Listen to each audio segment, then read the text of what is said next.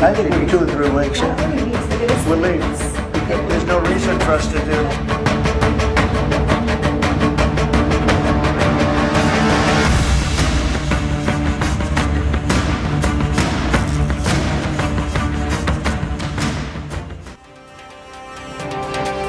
Saudara, Presiden Donald Trump mengatakan pengamanan Selat Hormuz bukan urusan Amerika Serikat.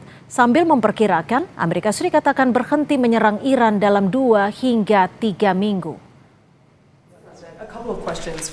Berbicara kepada wartawan di ruang Oval, Trump mengatakan AS tidak akan terlibat atas apa yang terjadi di Selat Hormuz.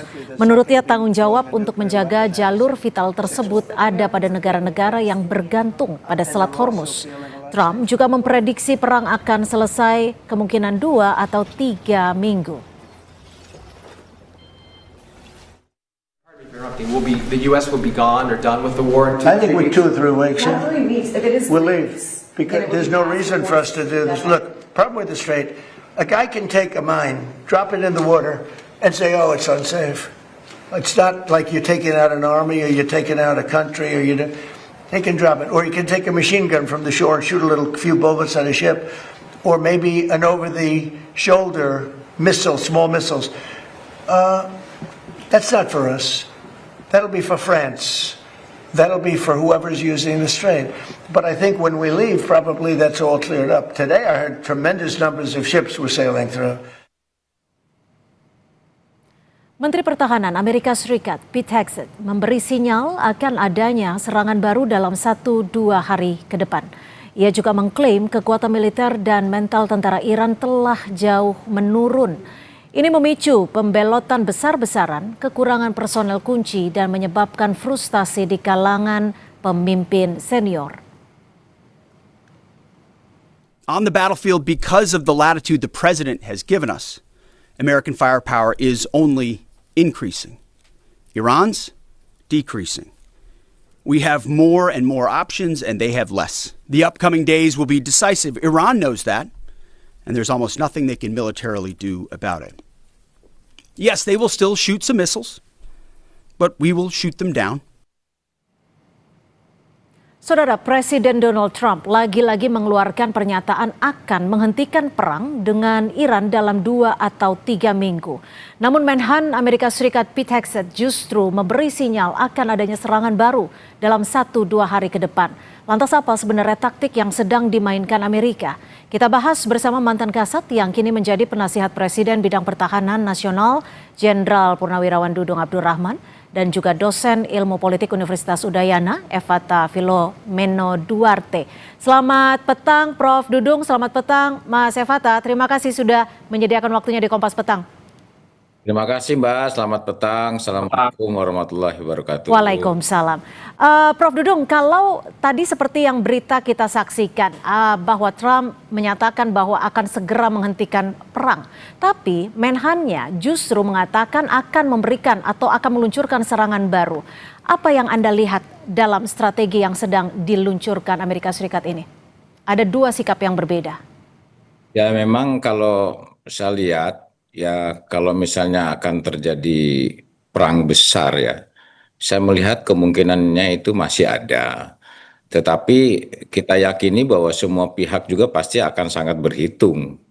Karena kalau konflik ini masuk ke perang darat skala penuh, tentunya biaya ini akan semakin besar. Risiko juga semakin tinggi dan tentunya efeknya bisa meluas ke seluruh kawasan. Jadi menurut saya ancamannya ini sangat nyata, tapi menurut saya belum tentulah kalau menjadi opsi yang paling utama. Karena sampai sekarang jalur diplomasi dan upaya deeskalasi ini saya lihat masih terus dilakukan dan masih terus bergerak. Tapi kalau seperti Prof. Dudung ketika dulu memimpin di Kasat, apa yang menjadi pemicu ketika Presiden mengatakan A, misalnya seperti yang dikatakan Trump akan menghentikan perang, tapi di sisi lain Menteri Pertahanannya mengatakan akan meluncurkan serangan. Biasanya apa yang terjadi di sini, Prof? Ya seharusnya menurut saya Menteri Pertahanan atau Menteri Perang dari Amerika ya harus loyal kepada presidennya dong, tidak mempunyai opsi yang berbeda. Nah, itu betul tadi strategi apa yang akan dikembangkan oleh pihak Amerika kalau antara presiden dengan menterinya itu berbeda langkahnya itu demikian. Mhm. Mas Evata, kalau dari perspektif Anda, apa sebenarnya strategi yang sedang dijalankan Amerika Serikat? Apakah benar perang akan dihentikan at least 3 minggu ke depan, atau justru akan berkembang karena Menhan-nya memiliki perspektif yang berbeda seakan-akan dari presidennya? Baik, tentu kita coba untuk buka lanskap ini selebar-lebarnya dan seluas-luasnya, bahwa memang Amerika Serikat sedang memainkan dua strategi yang sama, atau dua strategi yang bisa kita katakan cukup unik dan berbeda, saat dimana Menteri Pertahanan menyampaikan demikian, terus Presiden menyampaikan demikian. Tetapi kita harus memahami bahwa Amerika itu memang sudah menyiapkan exit plan bahkan sebelum bertempur. Jadi kemenangan menurut Amerika tidaklah untuk membumi hanguskan Iran secara total, tetapi dia mengatakan bahwa dia ingin menyampaikan bahwa mereka berhasil mundur kemampuan Iran sampai ke belakang. Nah, ini adalah bagian dari strategi yang dimainkan oleh Amerika, sehingga kebingungan ini sebenarnya sudah berada pada titik terang. Dan yang paling menarik adalah bahwa ternyata serangan atau titik-titik sisi yang nanti diancam oleh Iran, ya, itu merupakan titik-titik yang merupakan bagian terpenting dari Amerika. Salah satunya adalah pemilik saham dari 18 perusahaan yang tergabung dalam S&P itu terancam terbakar semua karena mereka akan menyerang di titik Abu Dhabi. Nah, kalau titik di Abu Dhabi itu nanti diserang, fasilitas air diserang, maka Amerika akan kehabisan darah. Nah, maka kita bisa mengatakan bahwa sebenarnya Amerika Serikat kali ini cukup memaksa semaksimal mungkin untuk memberikan kemenangan fiksi. Dan keduanya akan mengatakan bahwa kami sudah menang, kita harus menyampaikan itu ke masyarakat, tetapi mereka akan meninggalkan begitu saja. Ini menjadi salah satu opsi yang paling besar presentasinya kemudian. Kalau Prof. Dudung sendiri melihatnya, apakah kekuatan dari Iran ini sebenarnya bisa mengimbangi Amerika Serikat dan Israel? Ya, kalau saya lihat, ya, Iran tidak bisa mengimbangi dengan cara yang sepenuhnya simetris. Kekuatan Iran justru ada pada asymmetric capability-nya, yaitu daya tahan negara. Ini yang justru mereka menjadi suatu andalan. Di samping itu ada kekuatan kemampuan rudal dan drone dan kedalaman wilayah, karena pasti masalah geografi mereka lebih menguasai, serta jaring pengaruh di kawasan. Artinya keterlibatan wilayah yang ada di sekitar negara itu. Jadi yang dihadapi oleh Amerika Serikat dan Israel ini bukan kekuatan militer konvensional Iran semata, tetapi juga strategi resiliensi dan kemampuan Iran untuk bertahan dalam konflik yang begitu panjang. Memang Amerika punya kekuatan seperti ya, anggaran dia begitu besar, kemudian dia mempunyai pengalaman untuk invasi walaupun apa kali dia gagal. Kemudian dia mempunyai teknologi, tetapi jangan salah, Iran dia mempunyai kekuatan personal, kemudian dia juga mempunyai kekuatan wilayah, yaitu geografi itu sendiri, baik oranghutan maupun gedung-gedung yang mereka sudah kuasai, gitu demikian. Artinya ketika rencana Amerika Serikat untuk melakukan invasi darat ini akan disambut baik, artinya kekuatan tidak hanya amunisi tapi juga personelnya Iran cukup kuat untuk melawan Amerika Serikat, Prof. Saya rasa cukup kuat. Jadi Iran ya itu artinya sudah 40 tahun di embargo, mereka sudah betul-betul menyiapkan. Kita juga kan tidak menyangka mereka punya rudal yang banyak. Dan kemudian saat ini saya yakin kalau misalnya operasi darat itu dilaksanakan, mereka akan menyambutnya dengan taktik dan strategi yang tentunya dia kuasai secara geografi. Kalau dari Mas Evata sendiri, bagaimana kekuatan antara Iran dan juga Amerika Serikat ketika memang invasi darat ini terjadi? Apakah konflik ini masih bisa dikatakan sama-sama dipegang kendalinya, baik itu oleh kekuatan personel Amerika Serikat dan juga kekuatan personel dari Iran sendiri? Baik, bahwa pada kenyataannya sebenarnya rencana utama dari Amerika Serikat untuk menunjukkan keseriusan. Kita bisa melihat bahwa tekanan-tekanan yang diberikan oleh Amerika Serikat selama ini yang mengatakan bahwa mereka tidak serius, mereka sudah ompong giginya dan lain sebagainya. Ini dijawab begitu. Mereka memadatkan pasukan, menambah pasukan, bahkan ada rencana untuk pengiriman bomber dengan 30.000 pon dan lain sebagainya. Sampai USS Tripoli ada pemadatan sampai 3 kapal perang. Ini tanda bahwa mereka cukup serius. Tetapi saya membacanya bahwa ini disiapkan setelah diplomasi. Jadi setelah diplomasi yang diinginkan oleh Amerika adalah menjaga Selat Hormuz, karena Selat Hormuz masih menjadi titik cekik energi dari Amerika Serikat gitu. Jadi Amerika Serikat terpaksa harus berunding dan Amerika Serikat harus mengurangi keinginan serta egosentrisnya mereka untuk kembali melihat bahwa ada banyak investasi yang akan hancur, dan investasi-investasi yang hancur ini nanti akan membuat Amerika kontraproduktif ke depan. Maka ini adalah bumerang efek yang dialami oleh Amerika dalam titik ini, kalau saya melihat demikian. Dan Iran tidak punya waktu untuk istilahnya, kalau Amerika mengalami kehabisan darah dalam berpolitik, tetapi Iran tidak. Apapun yang terjadi mereka akan maju saja. Maka apa yang dibaca oleh Iran malah terlihat Iran menganggap bahwa Amerika dalam posisi lemah, jadi harus ditekan terus. Nah, maka ini yang terjadi kalau saya lihat demikian. Lalu bagaimana dengan rencana Amerika Serikat yang menyebutkan bahwa akan menyiapkan dan juga menerjunkan ribuan prajuritnya? Ya, untuk menyerang Iran secara total itu dibutuhkan mungkin 600.000 pasukan sebenarnya.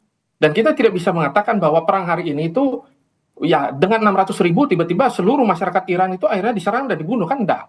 Jadi mereka akan menyerang titik-titik lokasi, dan titik-titik lokasi itu nanti akan dijaga. Apa yang dijaga? Pulau Kar. Ya, terus juga beberapa titik-titik, salah satunya adalah PLN-nya mereka, titik airnya mereka, titik-titik strategis yang nantinya akan membuat pangkalan mereka yang di bawah tanah itu akhirnya mati sendiri. Itu harapannya Amerika. Tetapi artinya 600.000 prajurit ini hanya akan menempati titik-titik krusial seperti itu, tidak masuk ke dalam wilayah Iran secara mendalam. ya, itu kalau misalkan mereka mau menyerang Iran sampai ke titik Teheran ya. Kalau mereka menyerang di titik garis pantai, ya makanya etik itu airborne itu sudah cukup. Terus dengan naval Navy 5.000 ya, marinir itu sudah cukup. Terus ditambah dari pasukan negara Teluk dan juga ditambah dari pasukan Israel, sebenarnya itu sudah cukup. Jadi mereka mau menjaga kepentingan mereka di sana sebenarnya itu. Prof. Dudung, kalau seperti yang disebutkan Presiden Trump ketika perang bisa mulai ataupun masih bisa berlanjut 2-3 pekan mendatang, apakah kunci kekuatan Iran ini masih bisa mengimbangi Israel AS selama sebulan ke depan? Ya, kalau menurut saya kita kan tadinya tidak tahulah kekuatan Iran sampai sedemikian dahsyatnya, tetapi rupanya kenyataannya mampu mengimbangi. Dan saya yakin pasti mereka bisa. Dan satu hal tadi Mbak yang perlu saya tambahkan bahwa tadi disampaikan bahwa 600.000, Iran itu luas wilayahnya 1.617 km persegi. Ini sangat luas, jadi hampir seluas dengan Indonesia, tapi ini daratan semua. Kalau 600.000 itu bisa hilang di situ, apalagi dengan tekanan drone, kemudian roket dan sebagainya. Dan kalau misalnya terjadi kontak tembak di darat pun pasti akan ada proses evakuasi, dan ini tentunya tidak mudah kita bergerak. Kalau kita melakukan operasi begitu singkat, 1-2 minggu oleh Amerika mungkin bisa dia menggunakan teknologi yang canggih, tetapi kalau ini berkepanjangan apalagi perang berlarut-larut, saya yakin Iran akan lebih menguasai. Satu hal yang lebih penting itu adalah militansi ideologi mereka. Artinya bahwa perang ini kalau toh misalnya terjadinya korban dan meninggal atau mati, itu bagi mereka adalah itu berjihad. Nah ini yang Tapi di satu sisi, Prof, ketika Anda menyebutkan bahwa 600.000 pasukan dengan luas geografis yang sangat luas, hampir seluas Indonesia. Di sisi lain, Amerika Serikat kan juga dibantu Israel yang memiliki kekuatan militer yang bisa dikatakan sangat kuat dan juga termasuk intelijennya. Ya, itu tadi saya bilang hitungannya kalau Iran dia sekarang punya kekuatan sekitar 2 juta orang, 2 juta dikerahkan, kemudian juga belum lagi mereka punya IRGC, kemudian belum lagi kalau misalnya ini terjadi bisa jadi Hizbullah bergabung, kemudian Hamas bergabung, belum lagi seperti Irak sudah mulai bergabung, Pakistan dan sebagainya. Ini bahkan lebih besar lagi. Ya ini yang menurut saya punya keyakinan kalau operasi ini berlangsung lama, maka saya yakin Iran akan mampu mengimbanginya, itu demikian. Lalu apakah konflik di Timur Tengah ini sebenarnya masih dikatakan sesuai plan seperti yang direncanakan Amerika Serikat dan juga Israel? Apakah ini masih terkendali atau tidak? Kita masih akan membahasnya selepas jeda. Tetap bersama kami di Kompas Petang.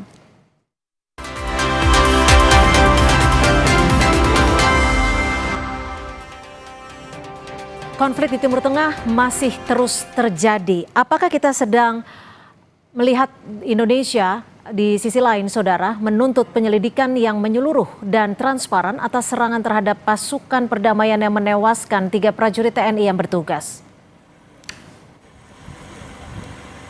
Hal ini disampaikan oleh Wakil Tetap Indonesia untuk PBB, Umar Hadi, dalam sidang darurat Dewan Keamanan PBB. Dalam sidang, Umar Hadi menyampaikan duka dan kemarahan atas insiden ini. Indonesia menuntut penyelidikan menyeluruh oleh Perserikatan Bangsa-Bangsa. Indonesia strongly condemns Israeli attacks in southern Lebanon, which constitute a serious violation against the sovereignty and territorial integrity of Lebanon. The Security Council to keep abreast of the investigation and to immediately follow up the results. We demand that the perpetrators must be held legally accountable. Immunity must not become the standard, and attacks against peacekeepers must not be repeated nor tolerated. Dalam sidang darurat Dewan Keamanan PBB, Israel membantah melakukan serangan yang menewaskan 3 pasukan perdamaian PBB asal Indonesia di Lebanon Selatan. Israel menuding kelompok Hizbullah yang melakukan serangan secara sengaja untuk membahayakan pasukan perdamaian PBB. And we made clear that Hezbollah was deliberately operating near UN positions and placing them in the direct line of fire. We notified UNIFIL so they would be aware of this risk and take precautions. And let me quote directly what we wrote.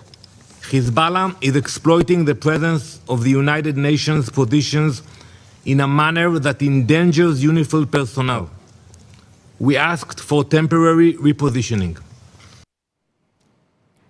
Dan kita masih akan melanjutkan dialog pada sore hari ini. Mas Yafata, apakah sebenarnya saat ini ketika konflik di Timur Tengah belum juga mereda, belum juga usai, apakah sebenarnya kita sedang melihat konflik yang tidak terkendali, yang tidak sesuai dengan plan serangan Amerika Serikat dan juga Israel?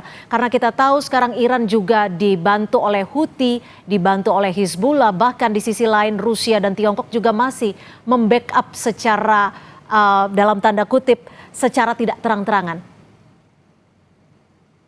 Baik, tentu ini merupakan satu ironi ya, bahwa memang seluruh energi yang terpusat itu menjadi kendali dari siapa yang mau mengendalikan perang ini gitu. Kita bisa melihat bahwa Iran memegang itu gitu. Titik di laut, terus juga sampai di beberapa wilayah negara yang sebenarnya harusnya terbebas, tapi karena mereka bermain mata dengan Amerika juga diancam begitu. Dan Amerika Serikat yang awalnya berupaya semaksimal mungkin untuk memberikan leverage, titik tekan yang sangat luar biasa, terpaksa harus melihat bahwa perang ini akhirnya menciptakan satu kondisi yang tidak terkendali. Maka semua pihak akhirnya terpaksa untuk kembali melihat bahwa tujuan dari perang ini apa. Maka Amerika menyampaikan bahwa tujuan kami adalah memukul mundur kemampuan. Iran mengatakan bahwa kami tidak kalah, kami juga tidak mau menerima apapun ya yang disampaikan oleh Amerika. Maka kemenangan dan juga kemenangan dari dua versi inilah yang nanti akan membuat situasi kembali kondusif. Itu dibaca oleh pasar. Nah, maka sebenarnya kita bisa melihat dari kedua sisi mereka sama-sama berupaya semaksimal mungkin untuk mengkalibrasi ulang dan juga menegosiasikan ulang. Nah, dengan cara apa? Tidak langsung memang gitu. Nah, maka nanti kita akan melihat hal tersebut terjadi. Tetapi Israel tetap nggak bisa kita hitung nih. Israel akan tetap berada pada posisi bahwa ini harus menjadi titik yang paling prima menurut mereka. Jadi serangan-serangan apapun yang mereka lakukan juga akan membuat mereka justru dalam kondisi hari ini cukup kebingungan karena trilema ya. Iran yang tetap berdiri melawan Gaza juga melawan Lebanon. Nah, maka akhirnya mereka terpaksa untuk menyampaikan kepada Amerika bagaimana kalau kita coba ke depannya lakukan satu strategi bahwa perang ini kita selesaikan dulu, tetapi tekanan yang masih akan terus berlanjut pasca diplomasi mungkin. Oke, Prof. Dudung, kalau kita lihat eskalasi perangnya juga memang belum mereda. Dan saat ini justru seakan-akan semakin meluas. Bahkan tentara perdamaian kita, TNI, 3 gugur di sana. Lalu bagaimana Indonesia harus menyikapi ini? Ya, memang dengan 3 orang TNI yang gugur di sana, ya harusnya Indonesia harus bersikap tegas lah. Tetapi artinya tetap terukur, tegas dalam menurut investigasi yang kredibel, kemudian akuntabilitas dan perlindungan bagi pasukan perdamaian kita sendiri. Dan tapi juga terukur supaya langkah yang diambil tetap efektif secara diplomatik dan tidak hanya bersifat emosional. Kita semua tentu berduka atas gugurnya prajurit Indonesia karena itu respons negara yang harus mencerminkan penghormatan terhadap pengorbanan beliau. Sekaligus menjaga martabat Indonesia di forum-forum internasional. Demikian. Prof, tapi bagaimana Anda melihat Indonesia harus mengantisipasi setidaknya agar perang ini tidak merugikan kepentingan Indonesia seperti halnya pasukan dari energi nasional kita? Ya, memang bahwa Indonesia di dalam mengantisipasi ini harus kita bisa mengajak kepada hal-hal yang kira-kira bisa mampu menyelesaikan persoalan-persoalan ini. Nah, lalu kita fokus pada langkah antisipasi yang konkret aja. Pertama, bagaimana memastikan tentang national energy resilience terhadap terjaga, kemudian termasuk diversifikasi pasokan dan penguatan cadangan. Yang kedua, memantau dampak terhadap jalur logistik, harga global, dan ketiga menyiapkan respon kebijakan secara cepat dan terkoordinasi.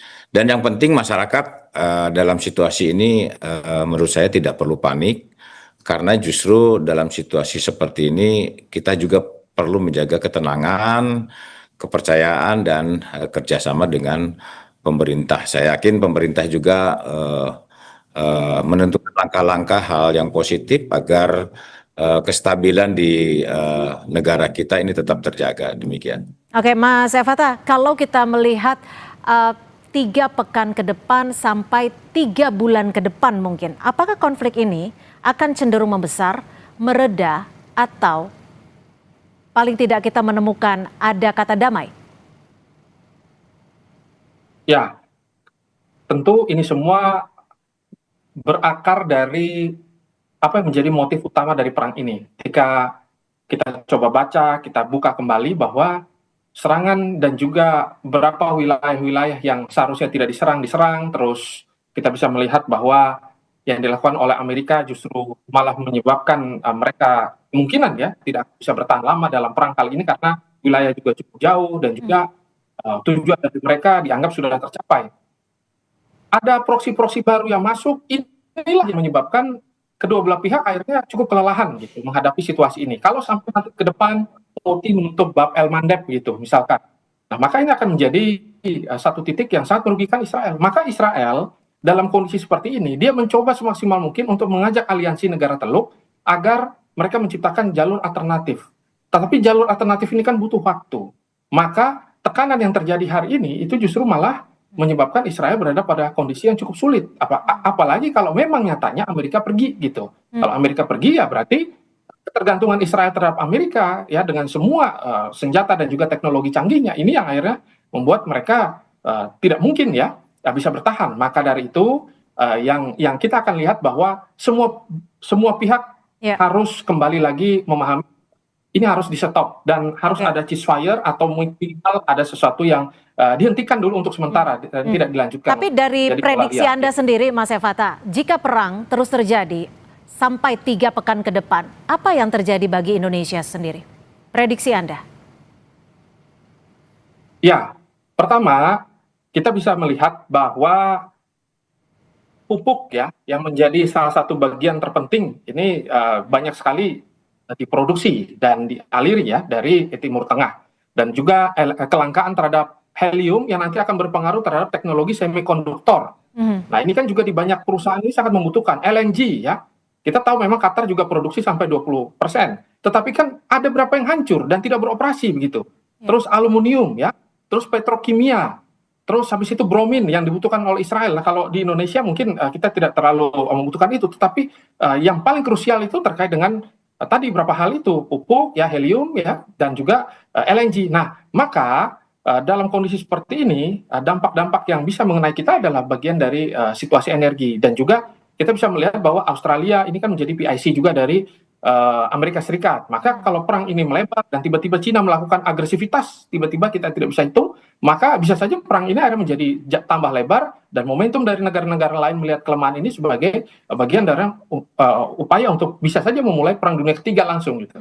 Melihat bahwa semua tidak bisa melanjutkan lagi dan ini adalah satu kesempatan yang baik untuk memulai hal tersebut. Kita lakukan demikian. Ya, tapi harapan kita bersama adalah damai yang menjadi titik temu di antara para negara yang sedang berkonflik. Terima kasih Mas Evata Filomeno, dosen ilmu